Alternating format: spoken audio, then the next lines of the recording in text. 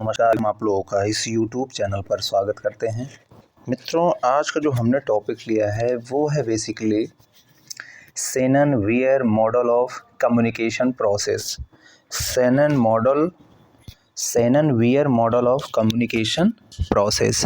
तो इसके अंतर्गत हम लोग बात करने वाले हैं और यहाँ पे शेनन-वेयर ने एक मॉडल दिया है जो कि कम्युनिकेशन प्रोसेस से रिलेटेड है। तो इनका एक बहुचर्चित मॉडल है, उस मॉडल को सीखने और समझने और देखने का प्रयास करेंगे यहाँ पे, और इनके की पॉइंट्स को भी नोट डाउन करने का प्रयास करेंगे।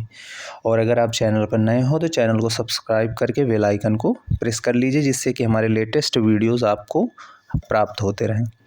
तो देखिए, इसमें शेनन-वेयर दो इंजीनियर थे, मैथमेटिकल इंजीनियर थे, जिन्होंने इस मॉडल को दिया है। ये कम्युनिकेशन प्रोसेस को इन्होंने इलैबोरेट किया है। इसके अंतर्गत क्या क्या चीज़ें होती हैं, आइए सोचने समझने की प्रक्रिया को जारी करते हैं आगे। तो फर्स्ट ऑफ ऑल यहाँ पे आप देख रहे होंगे, it was primarily derived for technological communication in 1948 by Shenan-Weir, but later on was applied in all the fields where communication is an important factor। तो यहाँ पे लिखा हुआ है कि ये जो प्रारंभिक समय में जो था, ये टेक्नोलॉजिकल कम्युनिकेशन के लिए इसको डिराइव किया गया था 1948 में, यानी 1948 में शेनन-वेयर के द्वारा, ठीक है। लेकिन बाद में but later on was applied in all the fields where communication is an important factor. फिर बाद में इसको वहाँ अप्लाई कर दिया गया जहाँ पे कम्युनिकेशन एक इम्पॉर्टेंट फैक्टर के रूप में नज़र आने लगा था, ठीक है। तो जहाँ जहाँ कम्युनिकेशन प्रोसेस अपनाया जाता था, वहाँ पे इस मॉडल को इम्प्लीमेंट कर दिया गया था, ठीक है मित्रों।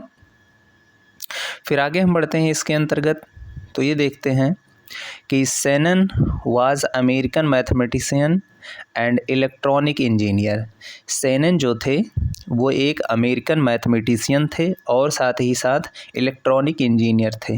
Where Weaver was an American scientist, और जहाँ पे वीवर जो थे वो क्या थे, एक अमेरिकन साइंटिस्ट थे। ये भी याद रखना मित्रों, कभी कभी क्वेश्चन आपसे ये भी पूछ लेता है कि शेनन कहाँ के रहने वाले थे, तो ये अमेरिका के रहने वाले थे, वीवर भी जो है अमेरिका के रहने वाले थे। तो इन दोनों को याद रखिएगा। फिर इन दोनों ने काम करना शुरू किया एक साथ।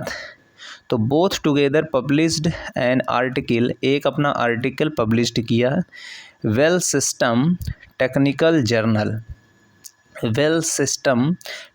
जर्नल, जिसका टाइटल था a mathematical theory of communication, ठीक है मित्रों।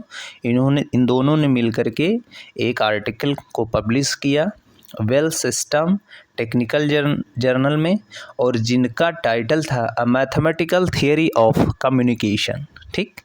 लेटर ऑन, इसके बाद their model was recognise as Shannon Weaver model of communication. इसके बाद इस मॉडल को रिकॉग्नाइज्ड कर दिया गया या मान्यता प्राप्त हो गया कि यह जो मॉडल तैयार हुआ है कम्युनिकेशन प्रोसेस का, वह एक Shannon-where model of communication process के नाम से फिर ये जाना जाने लगा, ठीक है।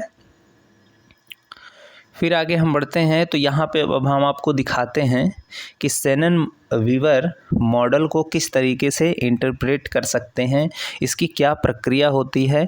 तो जैसा कि आप देख पा रहे होंगे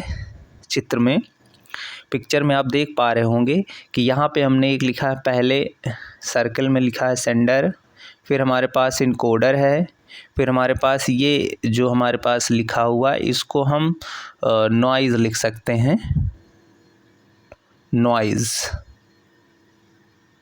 ठीक है। नॉइज़ सोर्स मतलब कि जो है आपके पास एक ये बैरियर की तरह काम करता है। नॉइज़ सोर्स यानी बैरियर की तरह काम करता है।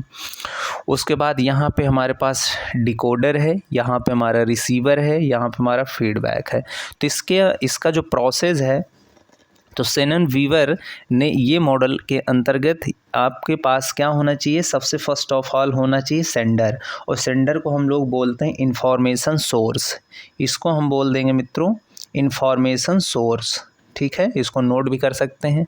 फिर ये प्रक्रिया आगे बढ़ती है इस तरफ, फिर यहाँ से इस तरफ ऐसे बढ़ती है, फिर यहाँ से ऐसे बढ़ती है, फिर ये प्रक्रिया ऐसे बढ़ती है, फिर यहाँ से ये प्रक्रिया ऐसे बढ़ती है, फिर हमारा फीडबैक जो है सेंडर को चला जाता है। तो यह एक प्रोसेस होता है, ठीक है मित्रों। इस प्रोसेस को आप लोग नोट डाउन भी कर सकते हैं। सेंडर को हम लोग बोलते हैं इंफॉर्मेशन सोर्स, और यहाँ इनकोडर को बोलते हैं ट्रांसमीटर। ट्रांसमीटर आप लोग नोट भी करते रहेंगे, इसको हम बोलते हैं ट्रांसमीटर। क्योंकि कभी कभी क्वेश्चन में पूछ लिया जाता है कि शेनन वीवर मॉडल में इनकोडर को क्या कहा जाता है या ट्रांसमीटर को क्या कहा जाता है, तो इनकोडर कहा जाता है ट्रांसमीटर को, या ट्रांसमीटर को इनकोडर कहा जाता है। फिर यहाँ से जब कोई भी सेंडर मैसेज को जो है भेजता है इनकोड करके या ट्रांसमिट करता है, तो जो रिसीवर होता है उसके पास तक आने में पहले कुछ बाधाओं को जो है वो पार करता है। अब जैसे मान लीजिए आप क्लास में टीचिंग कर रहे हों, क्लास में टीचिंग कर रहे हैं और स्टूडेंट्स आपको सुन पा रहे हैं, तो उस केस में क्या होता है कि जैसे मान लीजिए बाहर आपके पास कोई बहुत बड़ी ध्वनि हो रही, बहुत तीव्र गति से ध्वनि हो रही है, तो आपकी आवाज़ स्टूडेंट्स के कानों तक नहीं पहुंचता है, बजाय कि बाहर की शोरगुल जो होता है उसके कान में जल्दी पहुंच जाता है। तो वो क्या करता है कि आपके शब्दों को सुन ही नहीं पाता, तो वो लर्न नहीं कर पाता है। तो वो क्या होता है, एक प्रकार का बैरियर की तरह काम करता है। तो मान लीजिए उन्होंने कहा शेनन वीवर ने कि जब हम ट्रांसमिट कर देते हैं मैसेज को, तो उसके सामने कुछ ना कुछ हमारे पास एक बैरियर सा आ जाता है, और जब बैरियर हमारा ज़्यादा होता है तो हमारा जो कम्युनिकेशन है वो ब्रेक डाउन भी हो जाता है, ठीक है। तो इसलिए बैरियर को कम करने का प्रयास किया जाता है, ठीक है। तो जब बैरियर हमारे पास कम होता है तब हम जो है रिसीवर को आसानी से मैसेज भेज पाते हैं और आसानी से वो चीज़ों को एक्सेप्ट भी कर पाता है रिसीवर, ठीक है। और फिर हमारे पास क्या था, जब इसमें नॉइज़ को पार कर जाता है वो मैसेज, तो पहुंच जाता है रिसीवर के पास। फिर उसको क्या करता है, वो डिकोड करता है। वो डिकोड हो जाता है, जब वो किसी रिसीवर के पास पहुंचे तो उसको डिकोड कर देता है अपने लैंग्वेज में, अपने फीलिंग्स में, ठीक है।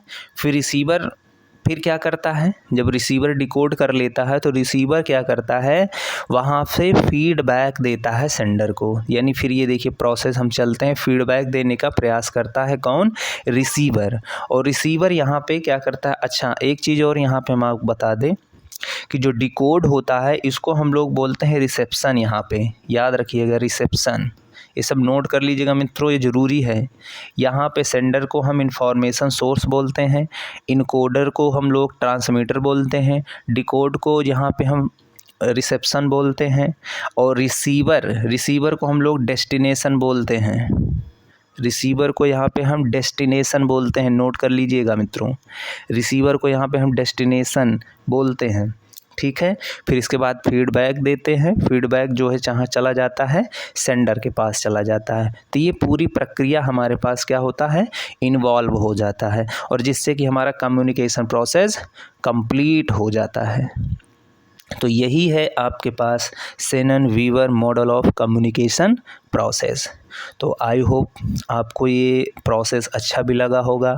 अगर वीडियो अच्छे लग रहे हैं तो लाइक और सब्सक्राइब कर लीजिए और शेयर भी कर दीजिए अपने मित्रों के साथ, क्योंकि हम यहाँ पे जितने भी कम्युनिकेशन से साथ साथ नेट JRF के फर्स्ट पेपर के जितने भी कंटेंट हैं हम आपको प्रोवाइड कर रहे हैं 1 by 1। तो फिर मिलते हैं नए वीडियो के साथ, तब तक मित्रों जय हिंद।